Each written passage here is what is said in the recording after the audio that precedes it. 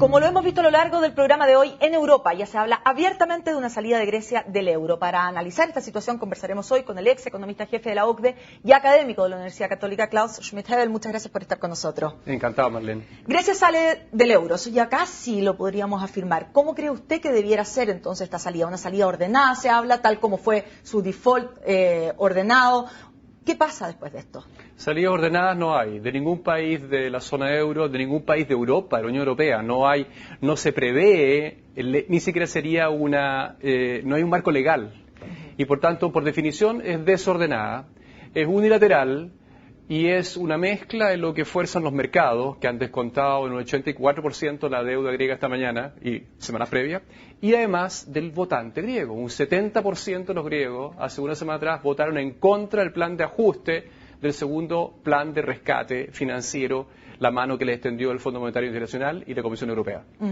¿Qué significa en la práctica que salga Grecia del euro? Sabemos que sigue igual en la Unión Europea, por lo tanto algunos préstamos puede igual acceder desde la Unión Europea, pero ya como zona euro, sin euro, es decir, volver al dracma, por ejemplo, ¿qué significa en la práctica? La salida del euro son dos cosas. Es un repudio del servicio a la deuda, o default, de la deuda pública griega, y segundo es salida de la zona euro y por tanto la vuelta a emitir moneda nacional, que es el dracma. Como usted bien mencionó, esto los mercados lo anticipan. La única pregunta es cuándo va a suceder, si esta noche, una semana más o 3 meses más, pero ¿sería mejor mientras antes mejor? Sin ninguna duda. Ojalá hubiese pasado ayer, ojalá hubiese pasado antes el segundo paquete de ajuste que se firmó a comienzo de marzo de este año, ojalá hubiese pasado hace un año. ¿Por qué razón? Porque en el momento en que se produce esta salida es muy desordenada, ¿no es cierto?, en la cual las autoridades griegas anuncian que no van a servir más la deuda. En ese momento hay un contagio muy severo hacia otras economías que tienen una situación muy frágil en lo financiero, en lo real, en el empleo, en el crecimiento, como es España en particular, y también Portugal, Irlanda e Italia. Y por tanto, mientras antes viene el shock, mejor, porque mientras más tiempo pasa, más se profundiza la recesión en los otros países contagiados. Claro. Y en ese sentido sí, mientras antes mejor. ¿Y qué pasó entre tanto? A ver, si es que sale Grecia, sabemos que entonces es España el siguiente que va a estar ahí en la cuerda floja. Hasta hace unos meses atrás hablaba que España era too big to fail, muy grande para caer. ¿Qué ha pasado entre tanto?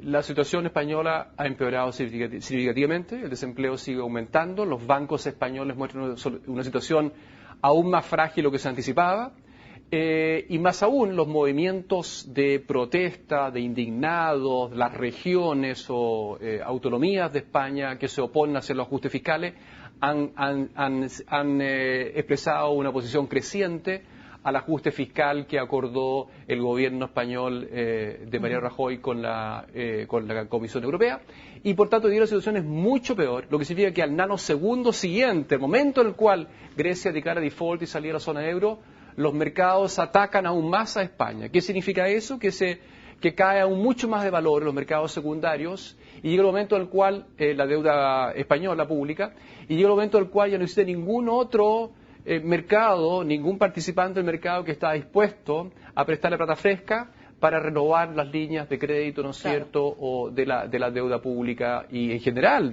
incluso la deuda privada, ¿no es cierto?, española. Para prevenir eso, la Unión Europea, la Comisión Europea y el Fondo Monetario Internacional tienen un instrumento idéntico al que aplicaron, ¿no es cierto?, con Grecia, con Portugal y con Irlanda, que es un plan de rescate. En ese momento tienen dos opciones, o ofrecer o no ofrecer un plan de rescate a España. Y eso lo están pensando, no se sabe públicamente si ese plan de rescate existe ya diseñado y acordado secretamente o no con las autoridades españolas, pero sin duda que eso es la opción que ellos ejercerían si querrían salvar a España.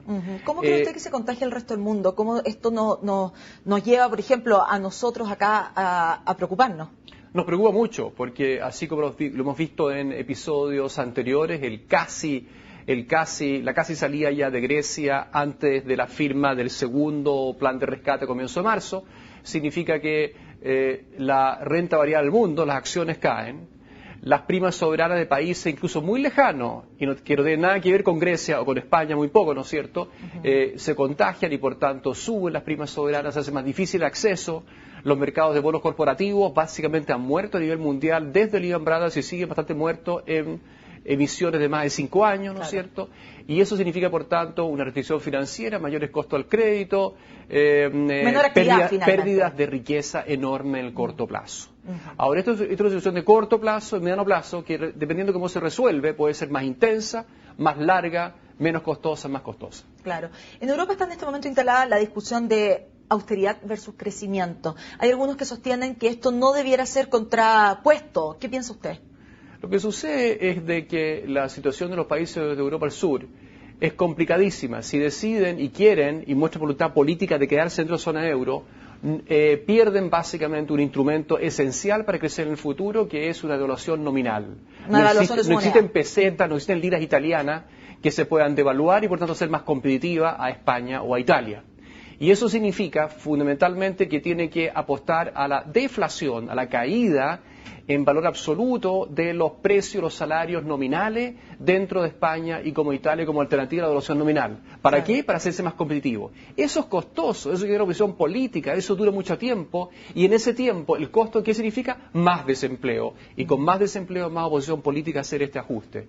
En ese sentido, la salida de la zona de euro es una vía de escape, significa mucho más dolor en el corto plazo, pero la vuelta a las monedas nacionales, ya sea la dracma griega o la peseta española, significa que después de un año o dos, con la devaluación masiva que habría de la peseta nueva y la dracma nueva, ¿no es cierto?, crean espacio para crecer vía exportaciones y comprimiendo las importaciones durante un periodo de ajuste más intenso, pero también de una recuperación más intensa que hacerlo dentro de la zona euro. ¿Cree usted que se acaba el euro para todos? En absoluto, no. Yo creo que el euro sigue. Lo mínimo es que siga para algunos de los países de la periferia que hoy día tienen una situación frágil financiera y fiscal, como yo creo que sigue de todas maneras para Irlanda.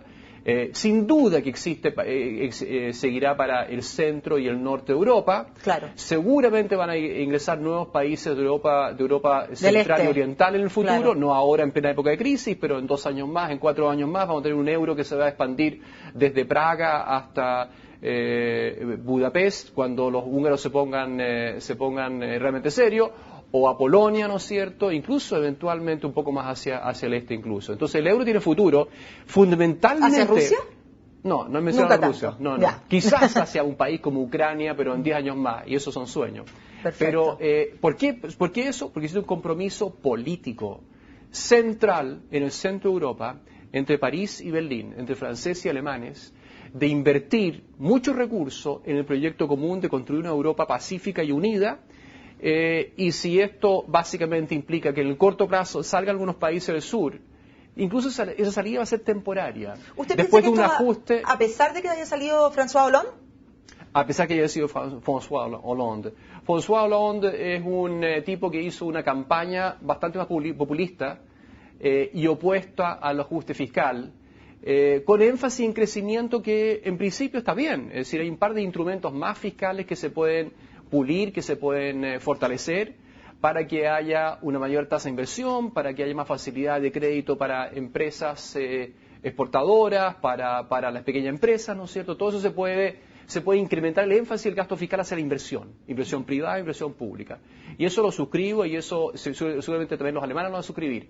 Lo que, sin embargo, él también prometió en materia de rechazar eventualmente o revisar las condiciones del plan de ajuste fiscal que suscribieron 25 de 27 miembros de la zona de toda la Unión Europea a comienzo de marzo. Eso seguramente va a echar pie atrás a eso fue una cosa de campaña. Básicamente él, como buen socialista, los socialistas franceses han sido muy pro-Europa en toda su historia. Ajá. Él no va a querer sacrificar eso y más aún, él está con Merkel en construir una Europa más unida y más unificada. Básicamente entonces vamos a tener una zona euro y una Unión Europea distinta a la que conocemos, pero una zona euro y una Unión Europea al fin. Distinta y probablemente no tan distinta. Yo creo que España va a ser eventualmente rescatada, si es que requiere ese rescate financiero, pero ¿con qué probabilidad? 50-50.